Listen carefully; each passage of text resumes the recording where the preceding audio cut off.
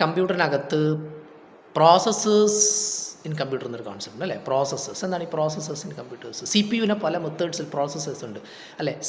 അതുപോലെ single, dual, പിന്നെ ഏതുണ്ട് ഒക്ട അല്ലേ, ഹെക്സ എന്നൊക്കെ പറഞ്ഞിട്ടുണ്ട്. കോഡ് നിങ്ങൾ കേട്ടിരിക്കും, ഇൻറ്റൽ പെൻറ്റിയം കോഡ് എന്നൊക്കെ പറഞ്ഞിട്ട്. സിംഗിൾ ഇത് പ്രോസസ്സേഴ്സാണ്.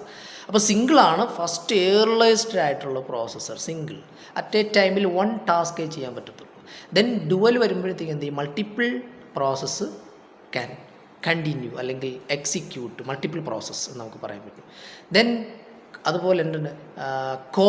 കോഡുണ്ട്, ദെൻ ഹെക്സ ഉണ്ട് കോഡ്. അപ്പോൾ ഇതെല്ലാം ഈ ഓരോ കാറ്റഗറീസ്ഡായിട്ട് പ്രോസസ്സർ വരുമ്പോഴത്തേക്കും കമ്പയർഡ് ടു സിംഗിൾ പ്രോസസ്സേഴ്സ് ഇതെല്ലാം വളരെ ഫാസ്റ്റ് ആയിരിക്കും.